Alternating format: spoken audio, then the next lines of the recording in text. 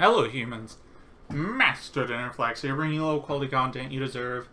And today I'll be going over the Fire Fist deck profile. Originally I wanted to do it in real life because I am very close to having all the cards.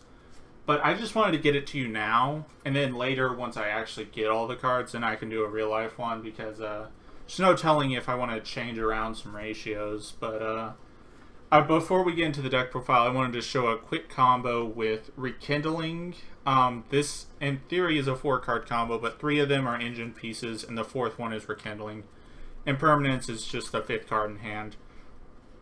But let's show off this combo. Tinky or Tensu, Ram, plus a discard outlet that Spirit can revive, and Rekindling are the 4 cards you need. So you'll discard this, grab the other fire formation you need, which you should have Spirit by then. Then we're going to normal summon the Spirit, revive the Leopard. We're going to turn the Ram into Almirage. Then we're going to synchro these two into Horse Prince. Now, one thing I forgot to mention is the thing you discard off Ram either needs to be another Ram or a Leopard, because you want it to be... I guess it could be Spirit too, but it needs to be something that can be revived with Rekindling as well. So it can't be Rooster, but we're going to summon Rooster here. Again, basic Axis 3 combo. Trade this for Dome. Link these two into Eagle. Eagle's going to bounce the Tinky to send the Buffalo. Buffalo's going to use its cost, discarding and sending Dome and Dragon. Dragon's going to revive itself. And then Dragon's going to revive Rooster. We're going to use Rooster to activate... where is it? Ingen from deck, activate the Ingen, and then we're going to set the trap from Dragon.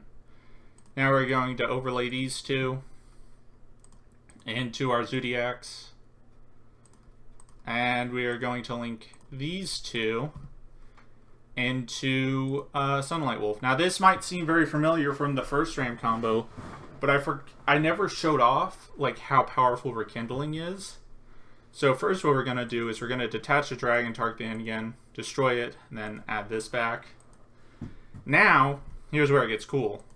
Soul Charge, and we're going to revive these 3. We're not going to use the Sunlight Wolf yet, but we got a tuner and a non-tuner, so we're going to link these two into Fibrax. Chainlink 1 Fibrax, Chainlink 2 Sunlight Wolf, so we can chain block it. Add back the Spirit, then summon Ash Blossom from the deck. We will overlay these 2 level 3 fire monsters. For Lion Emperor, detach target Ash Blossom because we already have a fire in our graveyard, so we can add this to hand. And then finally, we can either turn these 2 or these 3 into an Appaloosa, depending on how many negates you want on it. I think 2 is better because personally I like keeping 2 Fire Fists on board, because that lets if they get over the Eagle, they don't turn off your counter trap, and it's not like the Appaloosa is just going to get ran over by anything because you have a Trident. So this was a 5th card in our hand, so let's put this to the bottom of the deck. So with Ram, Rekindling target, Tenki Tensu, and Rekindling, this is what you get. Pretty solid, if you ask me. Now, are you always going to get that? No, it's going to be once in a blue moon, pretty much, but that's pretty strong. We got an Ash Blossom that we searched, an Appaloosa for 2 negates, a Trident for a pop, and a spell, a trap negate, and then 3 follow-ups. Oh, and then we get another Recycle next turn, and then another Recycle next turn, and then... as you can see, a lot of snowballing. Oh, and we got a Floater Engrave. So that's it for that combo. Now for the deck, I'll go ahead and explain quite a bit of the things. Triple Ram, triple Rooster, triple Leopard. These are 9 Spirit targets, and all 3 of these have a very similar thing going on for them. where they exchange a card. They exchange one card for a fire formation, but they do it in different ways. Leopard exchanges itself or another Fire Fist on field for a fire formation. Rooster exchanges a fire formation for another fire formation. And Ram, while you control a fire formation, exchanges a card in your hand for another fire formation. Now, effectively, all 9 of these cards have the same effect. They just do it slightly differently. Leopard is the most consistent one, but Ram is the most powerful one. Whereas Rooster is the one in between, and it has it continues to have an effect throughout the game. Once it's special summoned, it continues to search more Fire Fist monsters. So these 9 are just so powerful. And playing Ram gives you a grand total of 9 rekindling targets, whereas with just Leopard and Spirit, you're only given 6, and that isn't very, like, that's cool and all, but it makes rekindling a lot weaker when you only have 6 targets. But when you're playing the 9, it's just so easy to resolve rekindling. And then Spirit, obvious. It's kind of troublesome that you can only attack with Beast Warriors, but I accommodated the extra deck to make sure that that's not the end of the world. And then 2 Dragon for the Axis 4 stuff. Dragon's really important. And then Bear, pretty much not necessary. The only reason it's even in the deck is because sometimes you just want to pop your own Tiger King. And it's good to have a main deck search for it, but a lot of times, even then, you could just like pop the Tiger King with your own Trident and like get the effect that way. But Bear just being a catch-all against random crap like Vanity's Fiend can sometimes come up. 1 Elephant. It's a search target for when you have cloggy hands. You don't play any level 5 or higher, so you don't get the other effect. But it's not like you ever even want to use the other effect in here, because you want to keep your fire formations in grave for either Cardinal or Eagle. So shuffling them back is like a really bad thing you don't want to do in this stack. But just having like a Marauding Captain that's searchable mid-combo or when you already have Eagle up is sometimes kind of nice. Then Buffalo, super necessary for all the combos in this deck. Very important. You don't want to draw it, but even if you do draw it, if you have Ram, you can just discard it, so that's pretty cool. Then this card is actually really, really important in here, even though I consider it like one of the worst cards in the deck. So Coach Soldier Wolfbark. The only way I can describe it is it's a dragon that still works if Eagle gets outed. Now Eagle can get outed pretty easily because it doesn't have a lot of attack, and it's like the first thing they want to go for because they know if they don't deal with it, all my cards are free. Like I can just gain infinite card advantage off of it. So they're going to deal with the Eagle. But if you search a dragon with Tinky next turn, you have to have 2 fire formations, otherwise you can't remake an Eagle. And if they deal with all your fire formations, it means Dragon's just a dead card when the Eagle is gone. However, if you play Wolfbark and you search it with Tinky, it just revives the level 4 with nothing else. Sure, it negates its effects, but the only priority is to get back into Eagle, and this is a 1-card Eagle in the turn 3 scenario that they out it. And that's super, super critical. It's so in that combo I showed you have Tinky, Dragon, and Spirit. That Tinky you're going to activate next turn is always going to search Wolfbark for when they out the first Eagle, just so you always have the opportunity to go into the second Eagle. That's basically it. Like, this card has a lot of issues in the deck. Well, it's very powerful. It's like super, like, it's just like a whatever card. It's just like a secondary dragon that sometimes can be worse because it's a hard once per turn. But because it doesn't require fire formations is why it's so strong in here and really important. Then for the last 3 monsters, 3 Ash Blossom, you can search it, you can recycle it. It's a level 3 fire tuner, so literally it does. Not only is it just the best, one of the best hand traps ever printed, but it also is a tuner fire level 3. Like, it just does everything. So you got to play 3 of it in this deck. Then for the fire formations, triple tanky, triple tensu, you cannot deviate from this. One Dome for the combo, one Ingen for most of the combos, and then one Yoko because I refuse to I refuse to not have a Mystic Mine out in my deck while Mystic Mine is legal. And also, it's just like a kind of a catch-all against random crap. Kind of like how the Bear is, but this one's a little more... It's a little more universal. And then triple Rekindling. No Reborn, no Foolish, no Avarice. Like, all those cards are very similar. Except Foolish is kind of on its own thing, but like there's no reason to play Reborn because you have Rekindling. There's no reason to play Avarice because you're playing Rekindling. Like Rekindling just nullifies the rest of those cards. Yeah, that's basically it. Rekindling's insane in here, and if it's also not a once per turn, so if you draw 2 and you can resolve 2, you play 2. So yeah. Triple Rekindling, and then one of each of the playable fire formation traps. This one's obvious. This one, I'm not sure how I feel about it. Sometimes it's like really strong because, like I said, a lot of the times they just beat over Eagle, and it's like kind of annoying. But when you like have a combo where you've seen one of the like secondary fire formations like these, Rooster can go ahead and set this, and that keeps your Eagle from being just ran over by anything. It means they have to actually go into something to try to deal with it, and like your traps and your like disruptions can deal with that. So that's why I kind of like this. So it gains a 700 attack for the monster, and then it gains a 300 attack for everything else. So the thing you target gains 1,000, and everything else just gains 300. But the 700 boost is only for the turn. But also, one of the cool things about it is it's a face-up fire formation, so you can cycle it out for something else next turn, which is pretty cool. Triple Impermanence and Double Strike because this deck does not have a lot of ways to stop monster effects. So, yeah, I guess these could be called by the Graves, but this deck's not super fast.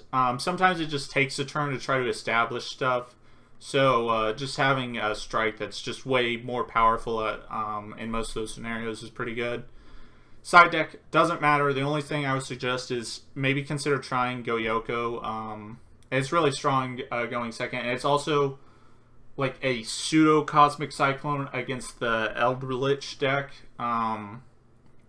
because you target their back row. They can't activate it in response. They have to like chain something and then chain itself, but that gives it no value.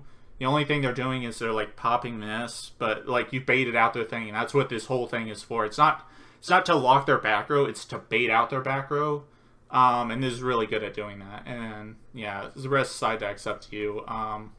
Lightning Storm is really tricky in this deck because you have face-up fire formations, but if you can find a way to like cycle them off and like clear your own board, it could be pretty good. But it's a little tricky in this deck. And then for the extra deck, 2 Eagles. You need more than one. You will need more than one all the time, so you play more than one. And then for the rest of the fire formation, Fire Fist extra deck monsters you play as one Horse Prince. It kind of sucks if they stop your first one, but if they stop your first one, usually you can just go into Eagle play afterwards, because you'll have some graveyard setup, which is the only thing Horse Prince is really trying to do, is just establish a lot of monsters in your graveyard so you can start reviving a lot. Because the only thing Horse Prince serves to do is it serves as extra pluses before you go into Eagle. So, like, even if they stop your first Horse Prince, you should have enough monsters in grave to where Eagle starts having value anyways. One Cardinal, it's one of the reasons you can play just one of each of the rest of them. You can just recycle itself, and then extra deck monsters. One Tiger King, you should only need one. This isn't the Tiger King loop version of the deck, so you really only need one. And sometimes you don't even need it at all, but sometimes it does come up. Then one Lion Emperor comes up a lot. Just like having the ability to recycle everything is really important. You already have ways to recycle, but you just want more. Because this deck's all about like double normal summoning, so it's fine to just recycle 2 normal summons because you're given 2 anyways. And then because we're playing Spirit, I'm playing 1 Peacock. the reason I'm playing Peacock is Spirit has a restriction on when you use its effect, you can only attack with Beast Warriors that turn. So, like, when you're in those situations, Access Code, Boral Sword, Borload, they're out of the question. Like, you can't attack with them. Like, Access Code still gets to pop their stuff, so maybe it's still worth playing. But, like, Borload, Boral Sword, they just won't have an effect in the deck. And it's just like, okay, that's kind of annoying. So, what I'm trying instead is one Peacock. And it's effectively just a worse Borload Dragon. However, it's a Fire Fist monster, so you can revive it with, like, Dragon and stuff, so that's pretty cool. But pretty much, while it's pointing to a Fire Fist monster, your opponent can't attack it, so it's a way to, like, keep your counter trap on longer. And then when it declares an attack while it has nothing, while it's pointing to nothing, or an empty space, I should say, you can send a fire formation to target the monster it's attacking, and it changes control of it to a zone it's pointing to, which is kind of cool. But the thing you take can't attack, but it won't attack anyways, because the only time you're using this is when you're under the spirit restriction. But what you do is you just take it, attack with the rest of your things, and main phase 2, you link what you took and itself off into Unicorn and spin another card. That's pretty much its main utility. It pretty much does nothing else. You can revive it back. Sometimes your field is so clogged that you actually just need a random link 2 to continue playing. That happens sometimes, and this is pretty good for those scenarios. But yeah, that's about it. This thing's very limited on its uses. But because we're under the spirit restriction, I felt like I needed to play this. And you can recycle it, revive it. You can do things with it. So it's not like the worst thing in the world. But yeah, that's it for the Fire Fist extra deck. For the rest, Unicorn, I already explained. The Zodiacs, they're Beast Warriors. So if like they out Eagle, but they didn't out this, you could turn it into another Eagle next turn after popping another one of their things. Dweller. This is pretty much what you make after you realize, oh, I'm playing against a deck, not a stun deck. You go into this instead of Trident. And this is just such an insane rank 4. It's literally the best rank 4 ever, one of the best rank 4s ever made that isn't banned, just because it was made in 2012 and in 2020 it's still played. So that goes to show you how powerful this card is.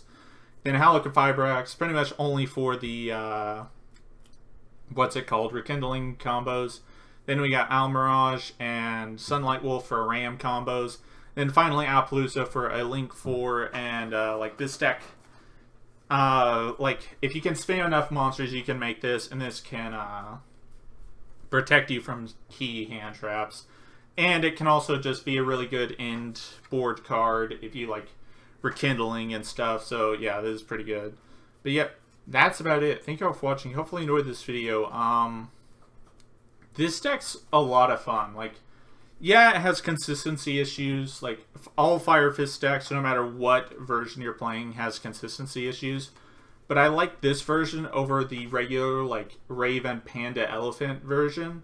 Because this one, like, it doesn't lock you into Fire Fist. It just locks you out of high-level summons. But, like, Link monsters don't care, rank 4s don't care, rank 3s don't care. So you still are not, you still, like, can play a lot of extra deck monsters that don't care. But with, like, the Panda restriction, it's so difficult to get to your combos. Because pretty much the best combo you can do is, like, the Ritual, the Counter Trap, and then sometimes the Fusion, which the Fusion is awful. It's literally just a Sakuretsu armor. When you tell people it's a Sakuretsu armor, it goes to show just how weak that card is. Like, it's cool if you're going to push, but, like, it doesn't matter. But, yeah, that's about it. Thank you all for watching. Hopefully you enjoyed this video. And remember, Master Dinnerflex will take your soul.